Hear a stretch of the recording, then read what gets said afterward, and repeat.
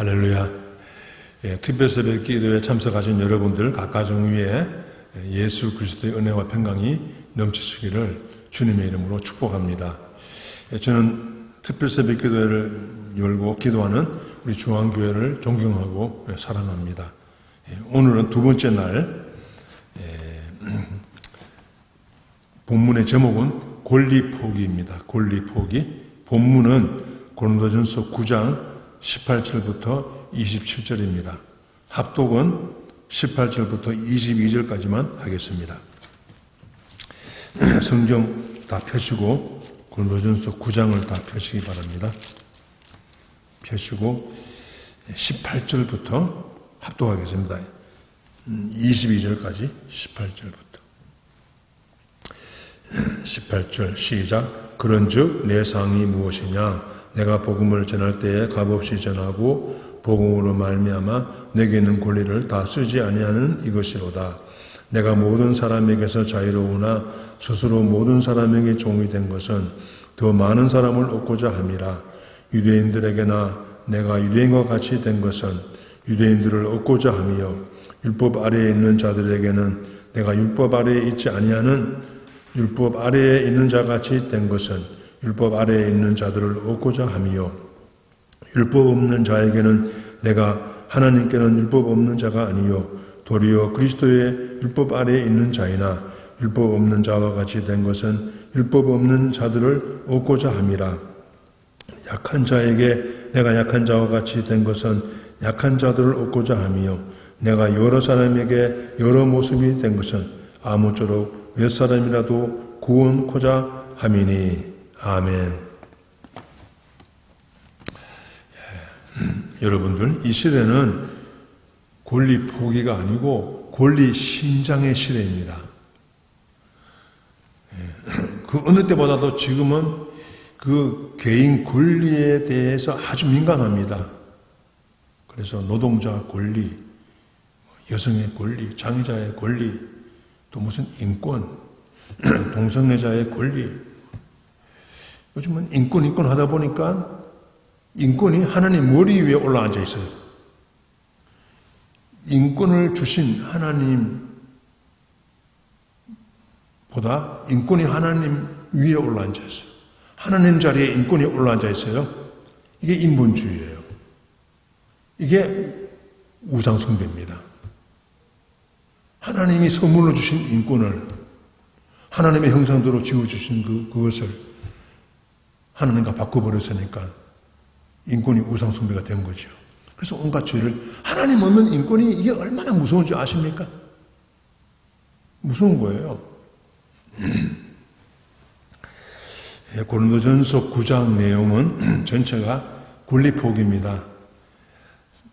고린도교회, 여러 가지 탈도 많고 말도 많은 고린도교회 사도 바울이 하나님의 마음을 받아서 편지하면서 자기가 고린도 교회를 개척할 때에 어떻게 개척했는지를 설명하는 거예요. 권리 포기했다는 거예요. 내가 누릴 수 있는 것 다 내려놓고 오로지 여러분들이 구원받고 잘되기를 바라는 마음으로 했다. 그러니까 예수님이 그런 마음 아닙니까? 예수님이 십자가 지실 때 나는 죽고 너희들은 살아야 돼. 그게 십자가죠. 예수님의 권리 포기 아닙니까? 예수님이 영광받고 칭찬받고 존경받는 거 포기하고 십자가에서 밟히고 침배침 당하고 부끄러움과 수치를 당하셨죠. 예수님의 권리 포기 때문에, 예수님이 부끄러움 당하셨기 때문에 부끄러웠던 우리를 다시 존귀한 하나님의 자녀로 이렇게 세워주신 거예요. 예수님은 얼마든지 편안하고 안전된 생활을 할 수 있었습니다. 그러나 예수님은 이 땅에 계실 때 다 포기하고 여우도 굴이 있고 참새도 둥근이가 있지만 나는 머리 둘 곳이 없다면서 이렇게 권리 포기하고 영혼을 구원하고 사람을 건졌습니다. 그렇죠? 그런데 이 권리 포기 얘기는 성경 전체에 흐르는 중요한 사상이에요. 권리 포기. 아브라함은 믿음의 조상인 아브라함은 모리아산에서 아들을 포기했죠. 권리 포기. 이삭은 우물을 포기했죠. 야곱은 자기 막내 아들 베냐민을 포기했죠. 이름은 이르리라 하고 애굽에 보내지 않습니까? 모세는 신발을 벗었죠. 권리 포기 아닙니까? 여호수아도 가나안 전투 때에 신발을 벗었죠. 이게 권리 포기를 말합니다. 이 권리 포기가 하나님의 역사하고 승리를 이루어주고 아주 아름다운 가정, 아름다운 교회, 아름다운 세상을 만들어 가는 거예요. 이 정신이 말입니다. 나는 죽고 너는 살아야 돼. 이 십자가 사랑의 정신입니다. 세상은 어때요? 내가 살기 위해서 남을 죽이죠. 권력 투쟁하면서 내가 권력 잡기 위해서 상대방을 모함하고 잘라버리잖아요. 하나님의 나라는 그렇지 않습니다. 세상 나라는 그렇죠. 하나님 나라는 십자가 사랑이에요. 내가 죽고 내가 살아야 돼. 내가 고생하고 내가 좀 편하게 살아야 된다. 이게 부모님 마음이고 이게 하나님의 심정이죠. 하나님 마음입니다. 하나님 우리를 괜히 고생시키는 게 아니에요. 사람 만들려고 고생시키는 거지. 키우시려고 훈련시키는 거지. 그게 억지로 고생시키는 게 아닙니다. 훌륭한 하나님의 자녀로 훈련시키는 거예요. 광야 훈련시키는 거죠. 오늘 18절 보시면은 사도 바울의 간증이 나옵니다. 18절. 그런즉 내 상이 무엇이냐? 내가 복음을 전할 때에 값없이 전하고 복음으로 말미암아 내게 있는 권리를 다 쓰지 아니하는 이것이로다. 내게 있는 권리, 마땅히 누릴 수 있는 권리를 다 쓰지 아니하였다. 왜요? 복음에 참여하려고. 이 값없이 복음을 전하려고 그랬다는 거죠. 여러분 우리는 복음이라는 얘기 많이 듣죠? 복음은 남할 뜻은 기쁜 소식이에요. 그래서 복음이 가정에 들어가면 슬픈 가정이 기쁨의 가정이 됩니다. 복음이 기쁨이니까. 에덴 동산이 기쁨 아닙니까? 기쁨. 복음의 내용은 두 가지예요. 고린도전서 15장에 보면은 첫째는 십자가의 복음이고 두 번째는 부활의 복음입니다. 십자가의 복음, 성경대로 그리스도께서 우리 죄를 위하여 죽으시고 십자가의 복음. 부활의 복음, 성경대로 그리스도께서 사흘 만에 죽은 자 가운데서 다시 살아 부활하여 부활의 복음. 이 십자가의 복음, 부활의 복음이 복음의 내용입니다. 이 두 가지는요, 양 날개와 같고 동전의 양면과 같아요. 떨어질 수 없어요.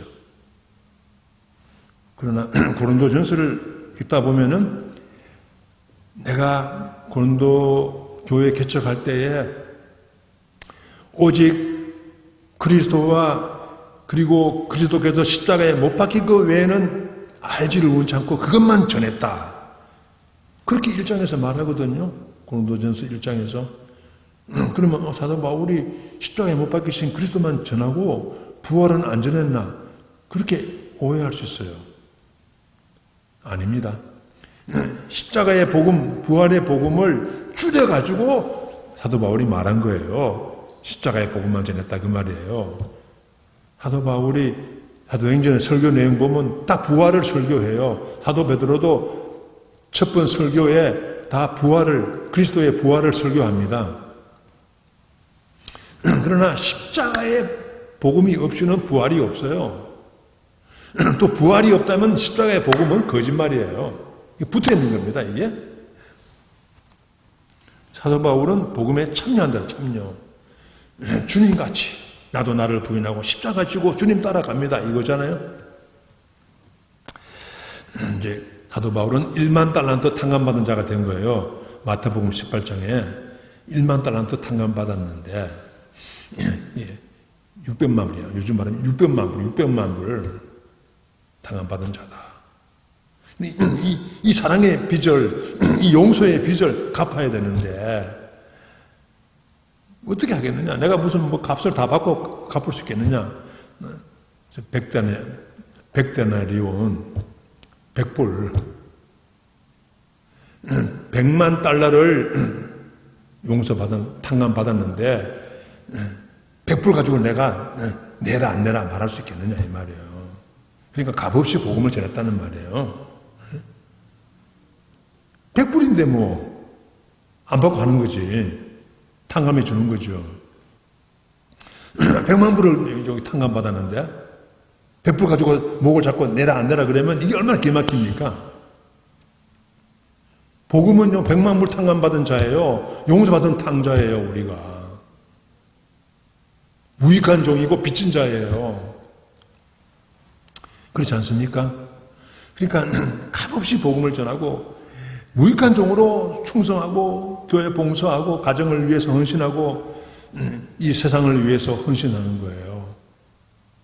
뭐 과시하려고 하는 게 아니라 그 은혜를 받았으니까 100만 불을 용서 받았으니까 그 은혜가 커서 이렇게 또 나누는 거죠. 나누는 게 뭐 많이 나누는 게 아닙니다. 100불 나누는 거예요. 내가 내 재산을 다 나누고 내가 순교해도 그건 100불이야. 예수님의 십자가는 100만 불이고 맞죠? 100만 불을 용서받고 사랑받았는데 뭐 100불 가지고 뭐 큰 희생한 거 있고 큰 봉사한 것처럼 목에 힘을 주면은 어린아이죠. 어린아이. 어제 했잖아. 어제 그리스도 안에서 어린아이 목에 힘주고 내가 최고다 생각하고 내가 가장 많이 수고하고 내가 가장 많이 봉사했다. 그리스도 안에서 어린아이 100만 불 용서받았는데 뭐 100불 가지고 뭐 그래. 100불 가지고 자랑하고 100불 가지고 그렇게 설치느냐 이 말이에요. 권리 포기. 억지로 하는 게 아닙니다. 권리 포기하신 나를 살리기 위해서 나를 지옥에서 천국으로 끌어올리기 위해서 사망에서 생명으로 옮기기 위해서 사탄의 권세에서 하나님께로 옮기기 위해서 100만 불 희생을 하신 십자가의 복음 앞에 그 사랑 앞에 녹아져서 그래서 그 마음으로부터 100불 헌신하는 거예요. 순교는 100불 헌신하는 겁니다. 하나님이 볼 때는 우리가 볼 때는 굉장하지만은 하나님 볼 때는 100불이에요. 맞아요? 맞죠? 이게 참, 이 사도 바울은 참 복음을 잘 깨달은 분이라고 생각합니다. 19절 보시면, 19절, 내가 모든 사람에게서 자유로우나 스스로 모든 사람에게 종이 된 것은 더 많은 사람을 얻고자 함이요. 사도 바울은 예수 믿기 전에는 권력의 노예, 신학의 노예, 자기 그 학벌의 노예가 되어 있었어. 자기 출세의 노예가 되어 있었는데 예수 믿고 나서는 그 모든 줄이 끊어졌어요. 참 자유자가 됐어. 예수 안에서 참 자유자가 됐습니다. 높은 자가 되나 낮은 자가 되나 자유했습니다. 부자가 되나 가난한 사람이 되나 자유했습니다. 건강하나 병이 드나 자유했습니다. 누구도 빼앗아갈 수 없는 그 영혼의 자유, 마음의 자유가 있었어요. 그런데 사도 바울이 이 자유를 포기합니다. 자유를 포기하고 고린도 교인들의 종이 돼요. 섬기는 일꾼이 돼요. 그 위대한 사도가 고린도 교인들의 종이 됩니다. 그래서 일부 고린도 교인들은 사도 바울을 무시했어요. 사도가 뭐 이렇게 고생하고 뭐 이렇게 쓰레기처럼 일 많아. 우습게 얘기했습니다. 그걸 몰라보고 그리스도 안에서 어린아이니까 몰라보고 권리를 포기하고 헌신하는 바울을 오해하는 분도 있었습니다. 근데 이렇게 권리 포기하는 목적이 뭐예요? 목적이 뭐예요? 나 쳐다보지 말고 19절 마지막에 모든 사람에게 종이 된 것은 더 많은 사람을 얻고자 함이라. 사람 얻고자 한 거예요. 사람 얻고자. 우리가 이 땅에서는 돈을 얻고자 모든 일을 다 하잖아요. 못할 일이 없잖아요. 돈이 된다면 나는 무엇이든지 한다. 돈을 벌 수 있다면 무엇이든 한 자. 이게 이 세상의 가치관 아닙니까? 근데 사도 바울은 돈보다 중요한 게 사람이다. 영혼이다. 영혼을 구원하고 사람을 구원하고 사람을 세우는 것. 이걸 위해서 나는 돈을 포기한다는 거예요. 사람을 얻기 위해서 돈을 포기한다. 이게 사도 바울의 오늘 권리 포기 내용입니다. 이 세상하고 반대죠. 거꾸로 가잖아요. 하나님 나라는 거꾸로 가요. 이 세상 나라하고 반대예요. 교회가 이 세상에 물들어가지고 자꾸 닮아가는데 그렇지 않아요. 묵은 누룩 다 제거시켜야 됩니다. 그 다음에 이제 자기가 어떻게 권리 포기했는지 설명합니다. 20절부터 22절이에요. 제가 읽어드리겠습니다. 유대인들에게 내가 유대인과 같이 된 것은 유대인들을 얻고자 하며 불법 아래에 있는 자들에게는 내가 율법 아래에 있지 아니하나 율법 아래에 있는 자같이 된 것은 율법 아래에 있는 자들을 얻고자 하며 율법 없는 자에게는 내가 하나님께는 율법 없는 자가 아니요 도리어 그리스도의 율법 아래에 있는 자이나 율법 없는 자와 같이 된 것은 율법 없는 자들을 얻고자 하며 22절 같이 한번 읽어보겠습니다.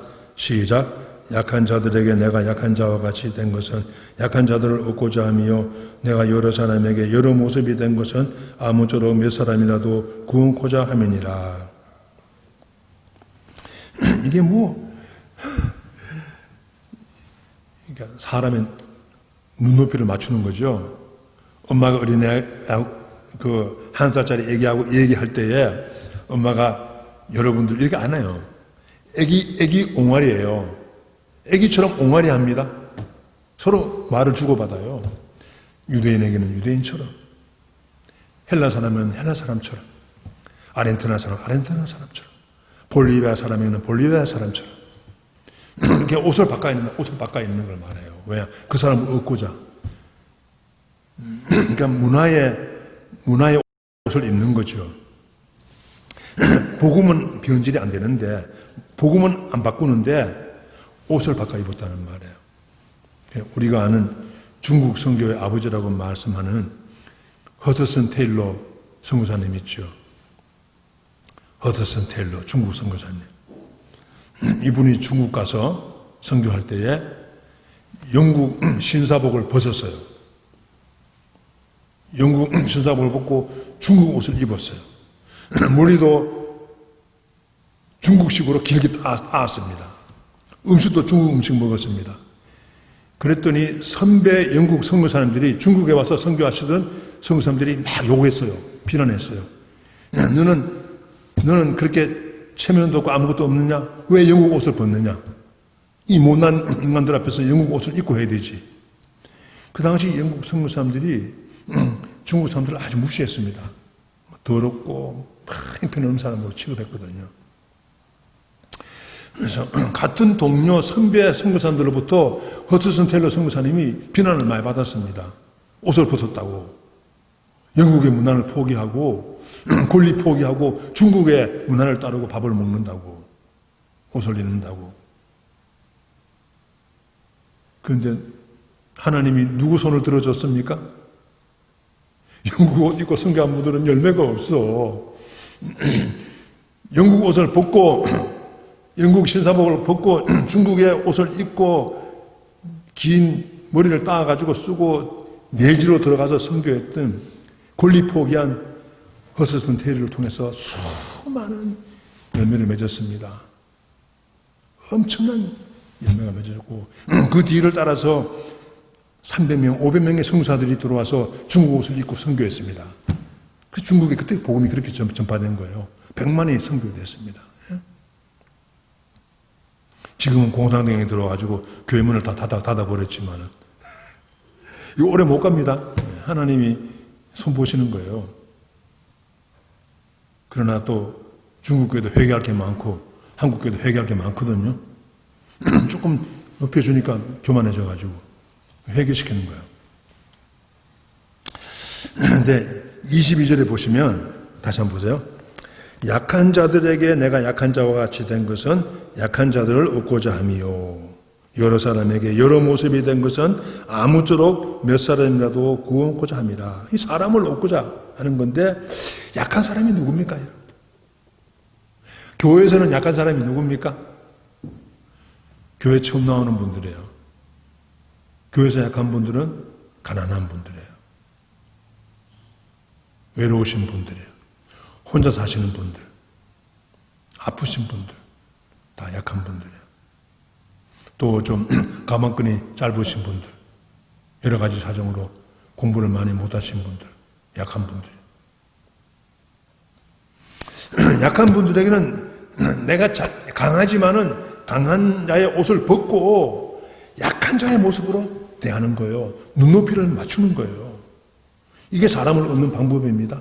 나는 잘났다 이렇게 깔보면요, 그 사람 마음 얻지 못해요. 사람 잃어버려요. 너 잘났다. 너 혼자 잘 믿어라. 예수 믿는 것들 금방 져가지고 이런 소리 듣는 거죠. 나는 전도하다 핍박받았습니다. 무슨 핍박받아? 잘나가지고 욕먹은 거지. 약한 자는 약한 자의 모습으로 다가가야 되는 거예요. 중국 사람에게는 중국 사람의 옷을 입고 가야 이게 대화가 되고 그 사람을 얻지요. 이게 하나님의 방법입니다. 예수님이 이 땅에 올 때 천사의 옷을 입고 오셨습니까? 예수님이 이 땅에 올 때에 하늘에 하나님의 아들의 옷을 벗고 왕관을 벗고 목수의 옷을 입었어요. 목수의 옷을 입고 와서 노동자로 살았습니다. 그래서 많은 사람을 얻었죠. 12제자도 얻고 그랬잖아요. 예수님 모습을 닮아가는 거죠. 사도 바울이. 우리도 예수님 닮아가는 것이고. 가정에서 약한 자가 누구입니까? 물론 가정에서 약한 자는 여자라고 생각하는데 이민사회는 좀 다른 것 같아요. 여자분들이 장사도 잘하고 돈을 많이 벌면요, 남자들이 고개 숙이고 다녀요. 남편들이 겉돌아요. 여자들이 설치고. 여자들이 강한 자가 됐어요. 이민사회는. 아니, 다는 그런 게 아니고 일부분이 그래. 고린도 교회도 난리 떠는 사람들이 일부분이지 뭐 다가 그런 거 아닙니다. 그래서 가정에서 부모가 강한 자고 자녀는 약하죠. 근데 자녀에게 왜 너 내 말 안 들어? 왜 너는 내 방식대로 안 하는 거야? 이러면요, 자식을 잃어버려요. 자식의 눈높이를 낮춰야 된단 말이지. 질문하고 무슨 일이 있었느냐 질문하고. 점점 중학생이 되면 중학생의 자유를 주고 고등학생, 대학생 되면은 자꾸 혼자 살아가도록 보내는 연습해야 됩니다. 그리고 결혼하면서 완전히 보내드리고. 계속 끼고 있으면 어떻게 해요? 자기가 컨트롤하고 자기가 주장하고. 그러면 자녀가 부모에게 마음을 안 열어요. 떠납니다. 저는 이런 아픔을 겪은 사람이에요. 제 아내가 40살에 아들 하나 늦둥이 낳았잖아요. 권요셉이라고. 40살에 낳았는데 이미 고등학교 2학년 때부터 자기는 음악대학 가겠다고 밤낮으로 색소폰만 불어요. 엄마가, 제 아내가 여러 사람이 알아보니까 미국에서는 음악학교 가서는 밥벌이 못합니다. 밥 먹고 못 삽니다. 그런 말을 많이 들으니까 그걸 요셉에게 말하는 거예요. 음악 학교 가서는 밥 먹고 못 산다. 다른 걸 전공을 택하고 그거는 부전공해라. 그래도 이놈이 계속 색소폰을 좋아하니까 한날은 화가 나가지고 색소폰을 그냥 소파 위에다 던져버렸어요. 색소폰을 던진 게 아니라 아들을 버린 거죠. 그 색소폰은 그에게는 자기 목숨 같은 존재인 건데, 엄마가 나를 버리는구나. 나도 엄마 버린다.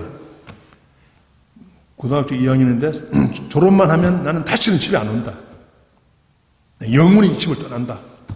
막 악을 썼어요. 바락바락 소리 지르면서. 그래가지고 10년을 아들하고 만나지 못했습니다. 대화를 못했어요. 인사하고 만나도 마음을 안 열어. 알았어요.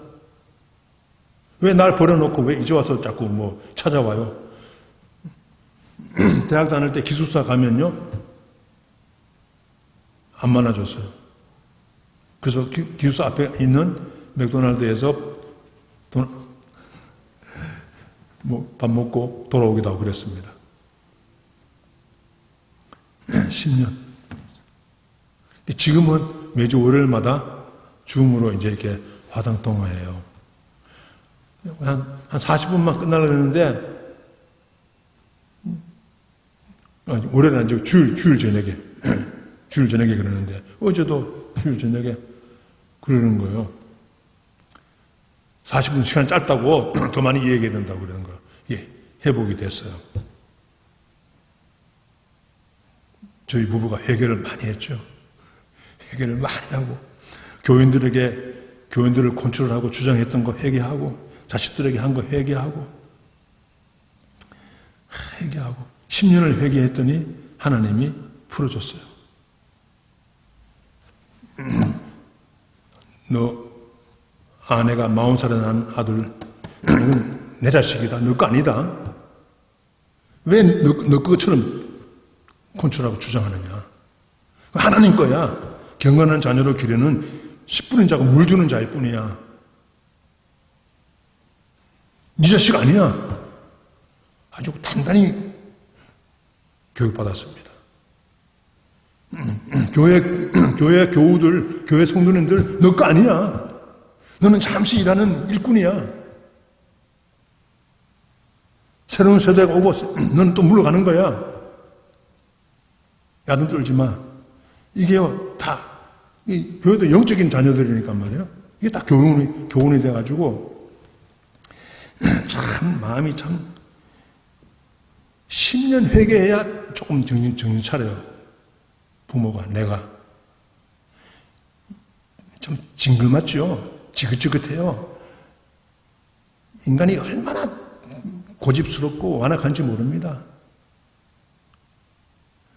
10년을 하나님이 기다리면서 회개시킨 거예요. 그래서 이제 풀어준 거예요, 이제.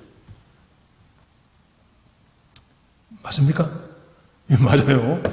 이게 사실입니다. 그냥 1년, 2년 고난받아가지고 회개하는 게 아니에요. 나 같은 인간은 한 10년은 훈련받고 광야를 걸어야 회개가 되고 자녀도 하나님이 돌이켜줍니다. 자녀의 마음이 부모의 마음과 하나 되게 해주는 말라기 3장 말씀처럼 성령님이 그렇게 역사했습니다. 권리 포기하네. 아내는 남편에 대해서 권리 포기해야 됩니다. 남편을 주장하면 안 돼요. 남편도 아내에 대해서 주장하면 안 돼요. 권리 포기해야 돼요. 서로 사랑하고 존중하고 서로 순종하는 대상이지 주장하는 대상이 아닙니다. 이게 가정이나 교회나 같은 거예요. 그런데 이게 다 목적이요. 칭찬받으려고 하는 게 아니라 목적이 뭐예요? 사람을 얻고자. 자녀를 얻고 아내를 얻고 남편을 얻고 이 세상의 비그리스도인들을 얻고자 하기 위해서 내가 각 사람에게 각 모양으로 내가 언어를 바꾸고 태도를 바꾸고 하는 거예요. 근데 25절에 보시면은 이 권리 포기가 쉽지 않아요. 어렵다는 거예요. 25절 보세요. 이기기를 다투는 자마다 모든 일에 절제하나니 그들은 썩을 승리자의 관을 얻고자 하되 우리는 썩지 아니할 것을 얻고자 하되 이기는 자가 뭡니까? 이게 권리 포기하는 거예요. 권리 포기하고 하나님이 주시는 상급을 받고 축복을 받는 건데 이게 어려운 거예요. 여기 이제 육상 경기 마라돈 경주를 예를 들잖아요. 마라톤에서 이제 우승하면은 월계수 멸관 받잖아요. 그걸 여기서는 썩을 멸관. 인생은 풀이고 인생의 월계관은 인생의 꽃이다. 성공은 꽃이에요.